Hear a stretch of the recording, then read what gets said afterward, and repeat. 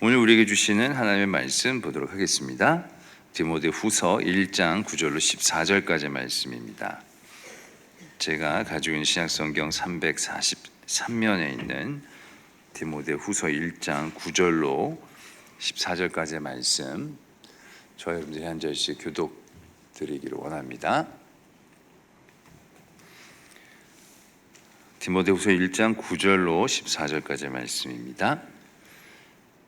하나님이 우리를 구원하사 거룩하신 소명으로 우리를 부르심은 우리의 행위대로 하심이 아니요 오직 자기의 뜻과 영원 전부터 그리스도 예수 안에서 우리에게 주신 은혜대로 하심이라.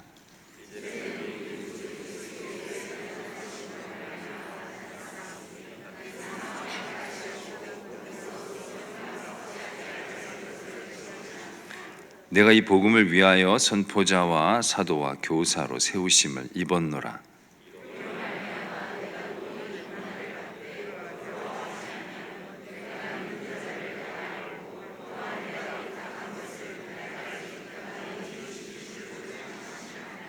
너는 그리스도 예수 안에 있는 믿음과 사랑으로서 내게 들은 바 바른 말을 본받아 지키고 우리 안에 거하시는 성령으로 말미암아 내게 부탁한 아름다운 것을 지키라. 아멘. 하나님의 말씀입니다. 오늘은 저희 설교 이 자리에 올라오는 게 참 좀 쉽지가 않았습니다. 무슨 일이 있었느냐 그런 것은 아니고요. 오늘 이제 찬양을 시작을 하는데 오늘 찬양 콘티가 너무 좋은 거예요. 그래서 첫 이제 찬양부터 마음이 막 굴컥해서 이게 뜨겁게 찬양을 하다가 이게 목이 약간 메인 약간 그런 상태였거든요. 그러다가 또 찬양대 찬양을 하시는데 또 마음이 또 울컥해가지고 그래서 참 이게 쉽지가 않은 마음으로 올라왔습니다. 제가 요새 하나님께서 좀 은혜를 주신 게 있는데 어떤 거냐 하면 그 찬양에 대한 감격을 하나님이 참 많이 회복시켜 주셨습니다. 요즘에 이제 엄마의 기도 정원이라고 어머님들과 함께하는 화요일 기도회를 하고 있는데 제가 보면서 그 저희 교회 김인찬 전도사님이랑 전도사님이 찬양 인도를 하시거든요. 아주 잘하십니다. 아주 잘하시는데 그걸 보면서 같이 하고 싶은 거예요. 그래가지고 전도사님은 굉장히 싫어하겠지만 그렇지만 같이 하자고 해서 제가 이제 같이 찬양팀을 하게 됐습니다. 근데 그 전까지 이게 뭔가 저만 그런 게 여러분 아니시죠? 이게 찬양이 가끔 메마를 때가 있잖아요. 이렇게 찬양을 해도 마음이 이렇게 은혜가 안 되고 이런 그런 어떤 슬럼프 같은 게 올 때가 있는데 찬양을 하면서 참 많이 회복이 됐습니다. 그래서 그 찬양 가운데 있었던 기쁨과 감사 이런 것들을 하나님께서 요즘 참 많이 부어주셨는데 오늘 예배 타고 왔는데 또 찬양이 너무 좋은 거예요. 그래서 참 감사하면서 이 자리에 섰습니다. 특별히 오늘 제가 참 기억에 남는 찬양이 오늘 첫 곡이 하나님이시여라는 찬양이잖아요. 이게 스토리가 있는 찬양이거든요. 제가 고등학교 때쯤에 가장 유명한 그 찬양 사역자가 있었습니다. 여러분 다 아실 텐데 누굴까요? 소리에이라는 찬양팀이 있었습니다. 들어보셨죠? 그 소리에이라는 찬양 CCM 가수가 태어나게 된 배경이 된 찬양이거든요. 그러니까 그분들이 어떤 그 찬양 대회에 나가가지고 이 곡으로 은상을 타게 됩니다. 그러고 나서 이 곡으로 이제 CCM 가수의 길을 가게 되는데 그러면서 이분들을 통해서 참 많은 사람들이 하나님께 나아가고 하나님 앞에 결단하고 이랬던 어떤 역사들이 있었습니다. 오늘 가사도 주의 인자가 생명보다 나음으로 내 입술이 영원히 주를 찬양할 것이라. 내 평생의 주를 찬양하며 내 손 들고 주님을 찬양하며 걸어갈 것이라. 이 찬양이 참 그때 고등학교 때 제가 그 찬양을 들으면서 막 울면서 그렇게 고백했던 그 찬양이거든요. 근데 그걸 들으니까 또 마음이 너무나 좋고 감사하고 기뻤습니다. 여러분의 삶 가운데도 이런 찬양의 기쁨과 하나님을 향한 결단의 삶들이 날마다 계속되기를 축원합니다. 우리 초대교회를 보시면 처음에 교회가 세상 가운데 퍼져나가는 이 역사 속에서 좀 전에 우리가 고백했던 것처럼 그 찬양의 가사들, 내가 주님을 찬양하면서 주님의 이름을 위하여서 나의 하나님 되시는 하나님을 붙들며 걸어가겠습니다라는 그런 고백을 가지고 가는 많은 사도들의 이야기가 나옵니다. 그리고 그들을 통해서 하나님의 교회가 세상 가운데 퍼져나가는 역사가 이 성서 안에 기록되어 있습니다. 그런데 그런 어떤 역사들을 이렇게 쭉 바라볼 때에 마냥 좋은 일들만 있으면 좋은데요. 우리도 이제 신앙생활을 해나가다 보면은 어떤 굴곡을 겪지 않습니까? 이들도 똑같은 굴곡을 겪습니다. 우리가 지금 살아가고 있는 시대보다 훨씬 더 어려운 어떤 상황 속에서 하나님을 믿으며 살아갔기 때문에, 그리고 복음을 전하면서 살아갔기 때문에 이들은 더 큰 어려움들을 겪으면서 살아갔을 것입니다. 그 중에서 그러면서 여러 굴곡을 겪는데, 오늘 우리가 읽은 이 디모데후서는 그러한 어떤 굴곡, 어떠한 실망, 아픔, 이런 것들을 배경으로 하고 있습니다. 이 디모데후서는 사도 바울이 가장 말미에 로마 감옥에 투옥되어서 죽음을 앞두고 있는 상황에 자기가 사랑하는 아들같이 여기는 디모데에게 쓴 편지라고 알려져 있습니다. 단순히 디모데에게 쓴 편지라고 할 수는 없고요. 이 디모데후서는 당시에 그 로마 사회 속에서 교회가 이제 성장해 가고 있었는데, 사회적인 어떤 탄압을 받고 있는 그런 고난 가운데 있는 교회들이 이 디모데후서를 같이 열람하면서 그 가운데 사도 바울이 교회를 향한 메시지가 이 안에 담겨 있다고 알려져 있습니다. 자, 그런데 그 안에, 이 디모데후서가 시작하는 그 안에 어떠한 톤이 그 안에 담겨 있는데요. 어떤 톤이냐면 1장 7절을 보시면 아주 묘한 말씀이 나옵니다. 하나님이 우리에게 주신 것은 두려워하는 마음이 아니요. 자, 이게 다른 어떤 맥락 속에서 나오는 얘기이긴 한데요. 이 바울이 디모데에게 어떤 말씀으로 시작을 하냐 하면, 하나님이 우리에게 주시는 말씀은 두려운 마음이 아니라고 얘기를 하는 겁니다. 왜 그러냐? 디모데가 지금 그 안에 두려움을 가지고 있기 때문입니다. 하나님의 사람이고 놀라운 어떤 역사들을 이루어가고 있는 이 디모데에게 마음 가운데 어떤 두려움과 아픔과 아니면 이해하지 못하는 상황들이 그에게 자꾸만 다가오는 겁니다. 그 대표적인 이유가 사실은 이 바울 때문이었습니다. 왜냐하면 이 디모데가 너무나 사랑하고 정말로 스승처럼 아버지처럼 여기는 바울이지 않습니까? 근데 이 바울이 투옥이 된 겁니다. 그리고 죽음을 앞두고 있는 거죠. 그리고 이 바울을 도왔던 많은 사람들이 다 떠나갔다고 이 디모데후서 후반에는 적혀 있습니다. 그러니까 하나님의 일들을 저렇게 열심히 감당하고 복음을 위해서 살았던 저 바울이 왜 저런 어려움을 겪어야만 하는가? 이게 이 디모데에게는 어떤 마음의 어려움이었던 겁니다. 여러분 이해가 되십니까? 이게 이해가 잘 되시지요? 우리도 살아가면서 그런 걸 어떻게 많이 생각하지 않습니까? 세상 가운데 어떤 불의가 있다든지 아니면 악인이 성한다든지 그런 어떤 일들을 보면서 왜 하나님의 사람들은 어떤 어려움 가운데 있고 하나님을 떠난 사람들, 하나님을 거부하는 사람들에게 좋은 일들이 일어나고 하나님은 왜 그 가운데서 일하시지 않습니까? 하나님 정말 살아계신 게 맞습니까? 하는 그런 어떤 물음 같은 게 나오지 않습니까? 디모데가 그런 물음 가운데 있는 겁니다. 물론 하나님에 대한 믿음이 흔들린 것은 아닙니다. 여전히 하나님을 믿고 있고 여전히 복음 가운데 충성할 마음이 있습니다. 그럼에도 불구하고 그의 마음 가운데 이런 두려운 마음들, 어려운 마음들이 있다는 거죠. 바울이 이런 디모데에게 권면을 하면서 디모데 후서를 시작합니다. 근데 어떻게 권면하는지 아십니까? 참 듣기 싫은 권면을 하는데요. 8절 우리가 읽은 9절 바로 앞에 있는데요. 어떻게 되어 있냐면 오직 하나님의 능력을 따라 복음과 함께 고난을 받으라, 이렇게 되어 있습니다. 야, 저 목사가 드디어 이제 고난을 따라가라 이런 이야기를 하려나 보다, 이렇게 여러분 생각하실 수가 있는데요. 지금 여기 이 말씀을 자세히 보면은 이 구조가 이렇게 되어 있는 겁니다. 복음과 함께 고난을 받아라. 너희들 고난 가운데 가야 돼, 이 얘기를 하는 게 아닙니다. 디모데에게 너는 반드시 고난을 받아야 돼, 그게 정말로 하나님을 잘 믿는 길이야, 이런 얘기를 하는 게 아니고요. 복음을 따라가야 되는데, 복음을 붙들고 가야 되는데, 이 복음이라는 것이 반드시 고난을 수반한다는 겁니다. 여러분 이게 혹시 이상하지 않으십니까? 왜 복음이 고난을 반드시 수반할까요? 복음은 왜 고난을 반드시 포함하고 있을까요?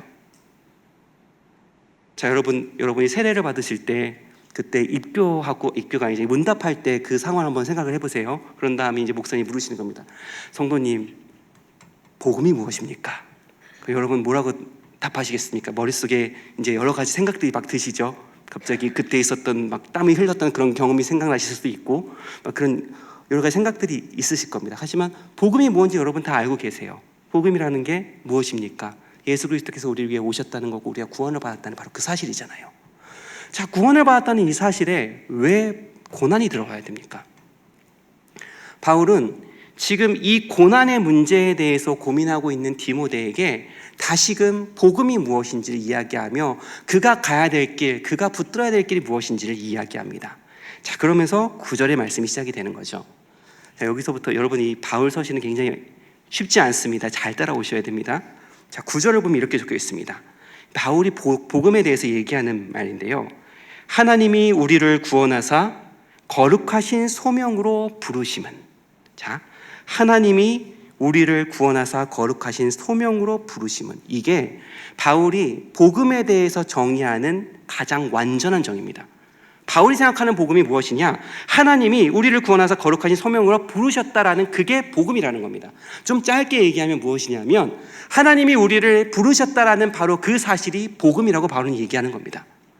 하나님이 여러분을 부르셨습니다. 그런데 우리가 어떤 존재입니까? 우리는 죄인입니다. 우리는 하나님을 거부했던 사람들입니다. 하나님을 떠나 살았던 사람들입니다. 그런데 하나님이 우리를 부르신 거예요. 우리를 떠나 있는 우리를 바라보면서 우리를 버리시는 게 아니라 우리에게 찾아오셔서, 불렀다는 건 이미 하나님께서 우리에게 오셨다는 걸 전제하는 거거든요. 하나님이 우리에게 오셔서 우리를 하나님의 자녀로 불러주셨다는 거죠. 이게 복음이라는 겁니다. 자, 그런데 이 복음 안에 어떠한 내용들이 들어있는지 그거를 이제 바울이 하나하나 이제 이야기하는데요. 그 다음에 보시면 우리의 행위대로 하심이 아니요 오직 자기의 뜻과 영원 전부터 그리스도 예수 안에서 우리에게 주신 은혜대로 하심이라. 자, 이 복음이라는 게 우리를 부르셨다는 하나님의 사건인데요. 하나님께서 우리를 이 부르시기로 작정하신 이 일, 우리가 죄인임에도 불구하고 우리를 부르시기로 하나님께서 작정하셨던 이 일이 언제부터 시작이 되었냐면 우리가 탄생하기 전부터, 하나님이 우리를 창조하시기 전부터 이 일이 시작이 되었다는 겁니다. 이겁니다. 하나님이 인간을 너무나 사랑하셔서 창조하기로 마음을 먹으셨어요. 그런데 우리가 타락할 걸 이미 알고 계셨던 겁니다. 우리가 하나님을 배반하고 외면할 것을 다 알고 계셨던 겁니다. 그럼에도 불구하고 하나님이 우리를 창조하시는 거예요. 처음부터 우리를 부르실 생각으로, 우리를 구원하실 생각으로 하나님이 우리를 창조하여 주신 것이에요. 그리고 나서 우리를 위해서 누구를 보내주십니까? 예수 그리스도를 보내주시죠. 예수 그리스도를 보내주시는 그 사건까지도 처음부터 하나님은 다 계획하시면서 우리를 불러주셨다는 겁니다. 그래서 바울은 이걸 뭐라고 얘기하냐면 이거를 그리스도 예수 안에서 우리에게 주신 은혜라고 얘기하는 겁니다. 여러분, 은혜가 무엇이죠? 그래서 은혜가 예수 그리스도인 겁니다. 하나님이 우리를 부르신 그 사건 속에 하나님의 은혜가 너무나 분명하게 들어가 있는 거예요. 그런데 이 사건 속에서 그 다음에 뭐라고 얘기하냐면요, 이렇게 얘기를 하십니다. 10절인데요. 이제는 우리 구주 그리스도 예수의 나타나심으로 말미암아 나타났으니. 자, 이야기 무엇이냐면요, 하나님이 우리를 부르셨잖아요. 복음이 우리를 부르셨다는 사건이라고 말씀을 드렸잖아요. 그런데 그렇다면 이 복음이 정확하게 무엇을 의미하는지, 하나님이 우리를 어느 곳으로 불러주셨는지, 이게 예수님께서 이 땅에 오셔가지고 그의 사역을 통해서 이 땅 가운데 분명히 나타났다는 겁니다. 주님을 통해서, 예수 그리스도라는 그 하나님의 은혜를 통해서 하나님이 우리에게 주시고자 하시는, 하나님이 우리를 부르셔서 인도하고자 하시는 그 길이 아주 분명하게 나타났다는 거예요. 자, 그것이 무엇이냐? 그는 사망을 패하시고, 예수 그리스도 안에서 하나님께서 사망을 패해 주신 거예요. 이 사망이라는 건 단순히 어떤 영원한 죽음을 패했다, 거기에서 끝나는 것이 아니라 우리가 마주하는 모든 어둠을 이야기하는 겁니다. 이 세상 가운데 사단으로 말미암아 우리가 겪고 마주하게 되는 어떠한 아픔들, 질병의 어떤 어려움들, 세상 가운데 있는 어떤 악의 문제들, 그 모든 것들을 하나님께서 다 패하여 주셨다라고 말씀하시고, 이게 복음이라는 겁니다. 그리고 그것들을 패하신 후에 우리를 어느 곳으로 인도하시는데 뭐라고 얘기하시냐면 10절 보시면 복음으로써 생명과 썩지 아니할 것을 드러내신지라. 생명을 드러내시는데 이 생명이 어떤 생명이냐면 썩지 아니하는 생명, 영원한 생명으로 우리를 인도해 주시는 겁니다. 자, 여러분, 복음이 무엇이라고요? 복음은 우리에게 영원한 생명으로 인도하시는 겁니다. 예수 그리스도의 복음 안에서 우리는 하나님이 우리에게 주시는, 하나님께서 우리에게 선물로 주시는 그 영원한 생명을 마주하게 되는 것이죠. 그런데 여러분, 복음이 여기서 끝나지 않습니다. 저게 무슨 얘기일까? 뒤에 보시면 이 복음에 대한 바울의 진술이 여기서 끝나지 않고 뭐라고 얘기하시냐, 11절.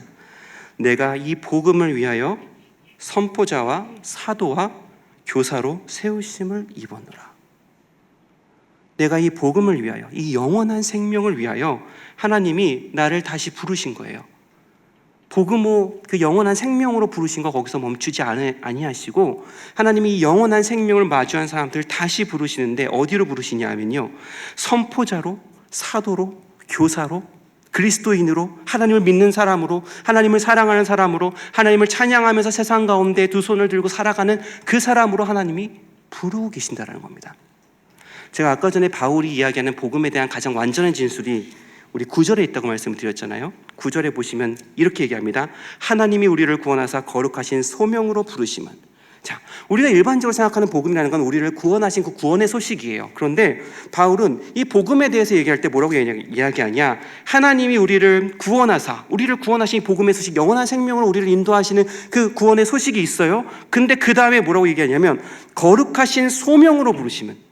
그러니까 복음이라는 것은 하나님이 우리를 거룩한 소명의 자리로, 그리스도인의 자리로 하나님을 믿으며 나아가는, 하나님께서 우리에게 맡기신 그 사명을 지키며 그것들을 이루며 나아가는 그 삶까지도 포함한다는 겁니다. 복음은 우리의 삶을 포함하는 거예요. 복음은 우리가 믿으며 걸어가는, 믿음을 위하여 살아가는 그 모든 삶까지 포함하고 있다라는 겁니다.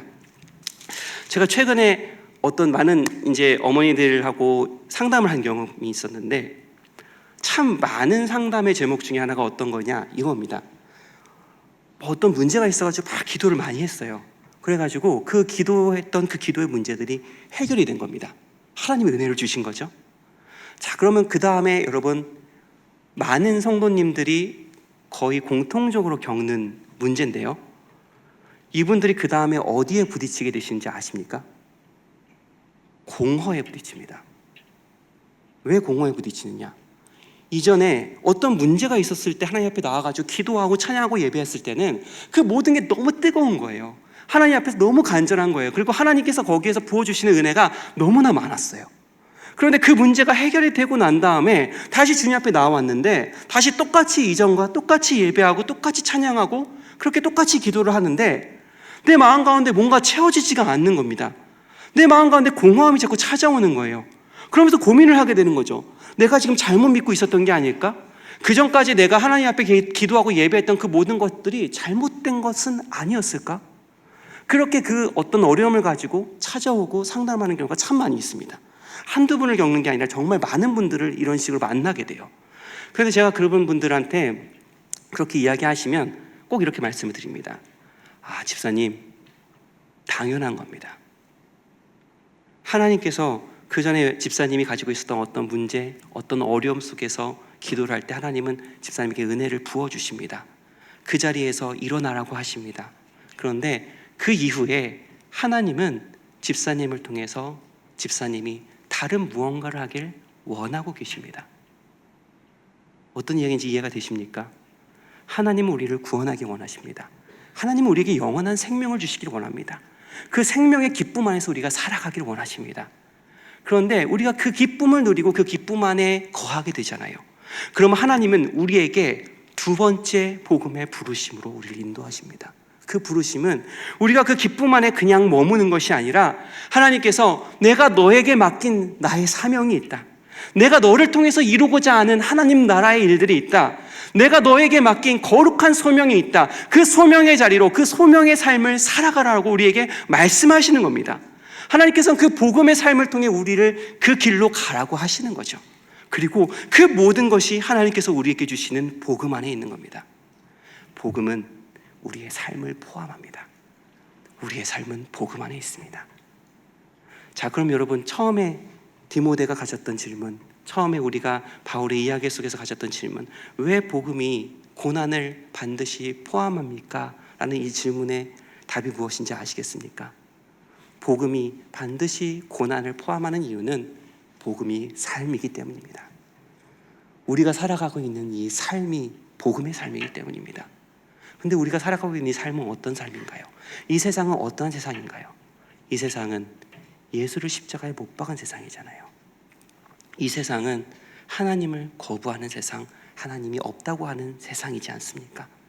그러니까 복음을 가지고 살아가는 삶, 복음의 삶을 살아가는 사람은 반드시 세상 가운데 어떠한 부딪힘과 어떠한 어려움을 겪을 수밖에 없습니다. 그 가운데에서 고난이라는 이름으로 우리에게 어떠한 문제들이 찾아올 수밖에 없는 겁니다. 바울은 그걸 우리에게 이야기하는 거죠. 디모데가 왜 하나님의 사람들이 고난을 받아야 됩니까? 당연한 거다. 우리가 복음을 들고 세상을 살아가기 때문에 하나님을 알지 못하는, 영원한 생명을 알지 못한 세상 속에서 하나님께서 주신 이 귀한 복음을 들고 살아가기 때문에 우리는 반드시 거기에 어떤 부딪힘과 어려움을 겪으며 살아갈 수밖에 없다. 바로 이렇게 얘기를 한다는 겁니다.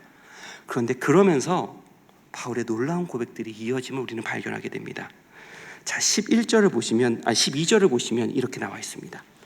이로 말미암아 바로 이 복음의 삶, 복음을 가지고 하나님께서 우리에게 주어진 맡기신 그 사명을 가지고 살아가는 그 삶으로 말미암아 내가 또 이 고난을 받되, 고난이 반드시 우리에게 찾아오는 겁니다.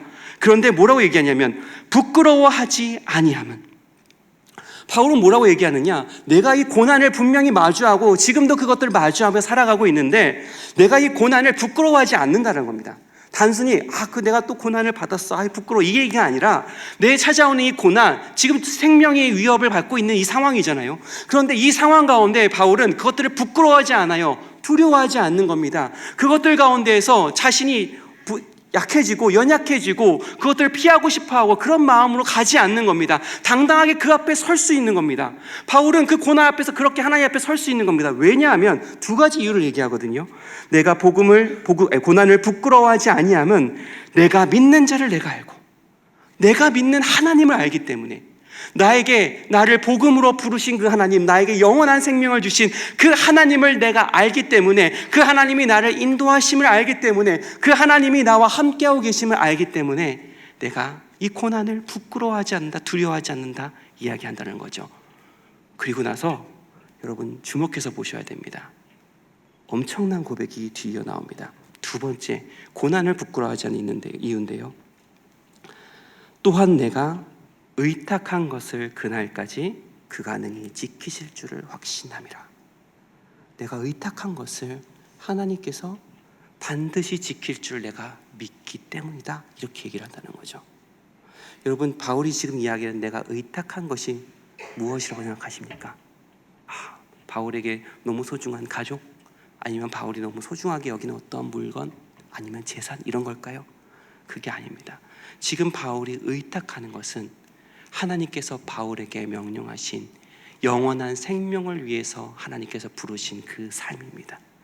믿음 때문에 걸어갔던 삶, 믿음으로 인하여서 그가 마주했던 여러 가지 삶, 여러분이 믿음 때문에, 그리스도를 믿기 때문에, 하나님을 믿는 그 믿음이 내 안에 있기 때문에 여러분이 기도했던 그 기도의 제목들, 여러분이 믿음이 있기 때문에, 하나님을 알고 하나님을 믿기 때문에 여러분이 세상 가운데서 행했던 그 모든 행동들, 세상에 있는 어떠한 것들을 보면서 그곳에서 착한 양심과 어떤 선한 행동으로 살아가고 노력했던, 그리고 그것들을 바꾸려고 여러분이 애썼던 그 모든 것들, 정의와 공의를 행하려고 했던 것들, 교회를 섬기려고 했던 것들, 그래서 교회가 하나님 은혜 가운데에서 더 바로 서기를 간절히 기도하고 걸어갔던 그 모든 것들, 우리가 믿음으로 하나님을 믿기 때문에 하나님께서 우리에게 주신 거룩한 사명 때문에 갔던 그 모든 것들이 지금 바울이 의탁한 것입니다. 근데 바울은 그걸 뭐라고 얘기하느냐, 내가 하나님을 위해서, 복음을 위해서 걸어갔던 그 모든 것들을 바울은 지금 하나님께 의탁하고 있다고 얘기를 하는 겁니다. 이것들을 하나님께 드리고 있는 거예요. 하나님께 맡기고 있는 거예요. 그러면서 바울이 뭐라고 고백하냐 하면, 내가 지금 하나님께 맡기는 것들, 내가 하나님께 받던 이 사명을 하나님께 맡길 때에 하나님께서 이 모든 것들을 반드시 지킬 줄로 내가 확신하노라.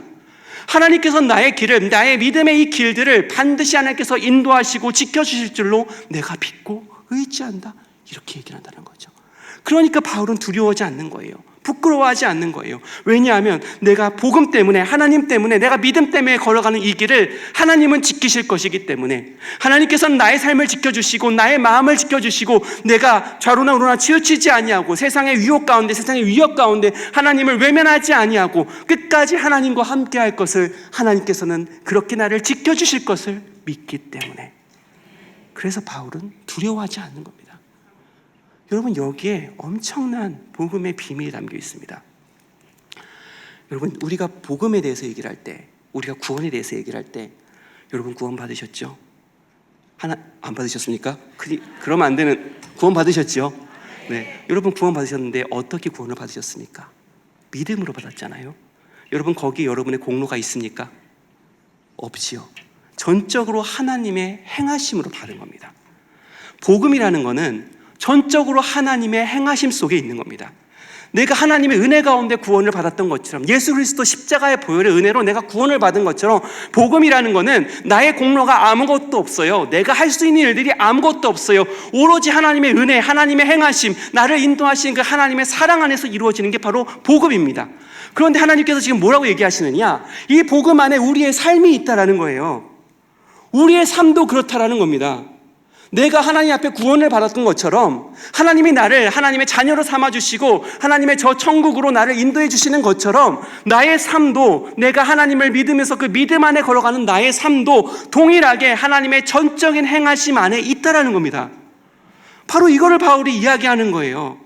우리가 어떤 어려움을 겪을 때, 어떤 두려움을 일들을 겪을 때, 우리는 이것도 우리가 어떻게 우리의 힘으로 이걸 이겨내 갈 것인가, 이거에 대해서 고민을 합니다. 그런데 이것이 얼마나 잘못된 생각이고 이것이 얼마나 복음에 위배된 생각인지 우리는 깨달아야 됩니다. 우리가 하나님 앞에 내 구원에 대해서 얘기할 때, 하나님 나 구원 못 받을 것 같아요. 하나님 나 어떻게 해야 되죠? 어떻게 발버둥쳐 내가 구원을 받을 수 있죠? 이렇게 얘기하십니까? 여러분, 그렇게 얘기하시지 않잖아요. 구원은 하나님께서 우리에게 주시는 전적인 하나님의 행하심 안에 있는 것인데, 우리의 삶도 마찬가지예요. 우리가 삶을 걸어갈 때에, 하나님의 은혜 가운데 걸어갈 때에, 그리고 하나님을 붙들면서 내가 믿음의 삶을 걸어갈 때에, 우리는 그곳에서 우리가 마주하는 어떠한 어려움들, 어떠한 고난들을 두려워할 필요가 없는 겁니다. 그것은 처음부터 내 힘으로 할 수 있는 것들이 아니기 때문이에요. 그건 처음부터 나에게 달려있는 것들이 아니기 때문이에요. 여러분, 나 자신을 한번 살펴보세요. 여러분 스스로를 한번 바라보세요. 우리 안에 선한 것이 무엇이 있습니까? 우리 안에 하나님 앞에 내세울 것이 무엇이 있습니까? 우리 안에 하나님께서 우리에게 맡기신 그 거룩한 사명을 감당할 수 있는 거룩함이 무엇이 있습니까? 처음부터 아무것도 없는 거예요. 처음부터 다 하나님이 행하시는 일들인 겁니다. 여러분 교회에서 예배할 수 있는 거, 여러분이 교회에서 찬양할 수 있는 거, 여러분이 교회에서 어떤 직분을 맡고 그 직분의 일들을 행할 수 있는 거, 봉사할 수 있는 거, 처음부터 우리의 힘으로 할 수 있는 게 아무것도 없었습니다. 하나님이 우리를 통해서 일하고 계시는 겁니다. 바울은 그걸 얘기하는 거예요. 내 삶 가운데 마치 하나님이 나를 구원하신 그것이 전적인 하나님의 은혜와 행하심 안에 있었던 것처럼, 지금 나의 삶도, 지금 나의 걸음도 전적인 하나님의 은혜와 행하심 아래 있다. 그래서 주위를 둘러봐라. 내 삶 가운데 있는 모든 것들을 바라봐라. 하나하나가 하나님의 은혜가 아닌 것이 아무것도 없다고. 하나님의 은혜가 아닌 것이 아무것도 없고, 모든 것이 하나님의 은혜고, 모든 것이 하나님의 행하심이고, 그렇기 때문에 우리는 하나님이 나의 삶을 지키시고 나의 삶을 인도하시고 나의 삶 가운데 하나님의 거룩하신 일들을 이루어 가실 것을 반드시 확신하며 걸어갈 수 있다라고 바울은 우리에게 얘기한다는 거죠. 그리고 우리에게 마지막으로 권면하는 겁니다. 모든 것이 하나님의 은혜인데, 모든 것이 하나님의 행하심인데, 하나님이 지금도 나를 전적인 하나님의 은혜 속에서, 전적인 하나님의 역사 속에서 이루어가고 인도해가고 계시는데, 그런데 우리에게 단 하나, 우리가 반드시 지켜야 될 것, 우리가 반드시 기억해야 될 것, 그 한 가지가 있다. 아들 디모데야, 이것을 기억해라. 바울이 이렇게 얘기를 하면서 전합니다. 14절입니다. 우리 안에 거하시는 성령으로 말미암아 내게 부탁한 아름다운 것을 지키라. 여러분, 이 아름다운 것이 무엇이겠습니까? 복음입니다. 하나님이 나를 구원하셨다라는 그 사실, 하나님이 지금 나의 삶 가운데 일하고 계시고 있다는 그 사실, 하나님이 지금도 나를 인도하시며 나와 함께 하시며 나를 가장 거룩한 길로 붙들고 가신다는 그 사실, 하나님이 나에게 영원한 생명을 주셨다는 그 사실, 그래서 나의 삶이 이 영원한 생명의 길이라는 바로 그 사실, 초대교회로부터 이어져 내려왔던 이 놀라운 아름다운 소식이 지금 디모데에게 전해진 것처럼 우리에게 전해져 있습니다. 그리고 하나님은 우리에게 말씀하십니다. 너희가 거룩한 소명의 삶을 살아갈 때에 너희의 힘으로 할 수 있는 것은 아무것도 없단다. 그러나 너희가 꼭 지켜야 되는 것이 있는데, 그것이 무엇이냐? 너희가 받은 것, 하나님께서 그 예수 그리스도의 피 흘리심으로 우리에게 전해주신 것, 그 아름다운 소식, 영원한 생명에 대한 소식, 하나님이 나를 지금도 사랑하셔서 나를 인도하고 계시다는 바로 그 소식을 절대로 잃어버리지 말아라. 세상에 어두움이 찾아온다 하여도, 세상에 아픔과 고난이 찾아온다 하여도 절대로 이것들을 잃어버리지 말고 이것들을 붙들며 살아가라. 그러면 하나님께서 주시는 그 영원한 생명의 승리가 너희의 삶 가운데, 너의 모든 기도 제목 가운데, 너의 모든 눈물의 제목들 가운데, 너가 하나님의 이름으로 걸어가던 모든 삶 가운데 온전히 임할 것이다 말씀하십니다. 우리가 잠시 후에 주품이라는 찬양, 아까 찬양했던 그 찬양 같이 찬양할 텐데요, 아주 유명한 찬양이죠. 후렴구에 이런 가사가 있습니다. 거친 파도가 날 향해 와도 주와 함께 날아오르리. 폭풍 속에서 나의 영혼 잠잠하게 주를 보리라. 여러분, 하나님을 믿으며 살아가는 삶은 고난이 없어지는 삶이 아닙니다. 하나님이 고난을 없애시는 삶이 아닙니다. 하나님은 절대로 그렇게 말씀하지 않으십니다. 그런데 하나님은 우리에게 더 큰 은혜의 삶을 이야기하십니다. 그 은혜의 삶이라 무엇이냐? 고난이 다가오지만, 폭풍처럼 내 삶 가운데 다가오지만 하나님과 함께 그 고난이 나를 조금 더 손대지 못하게 하는, 하나님께서 인도하시는 그 길을 걷게 하는 은혜입니다. 그리고 그곳에서 하나님이 우리에게 바라시는 것은, 하나님께서 우리에게 명령하시는 것은 잠잠하게 주님의 그 은혜 앞에 거하는 것이죠. 잠잠하게 그 주님을 찬양하며 그 복음을 내 가슴 가운데 굳건히 지키며 걸어가는 삶입니다. 여러분, 이 삶이, 이 복음의 은혜가, 이 하나님의 영원한 생명의 은혜가 저 여러분 가운데 언제나 항상 충만하시기를 주님의 이름으로 축원합니다.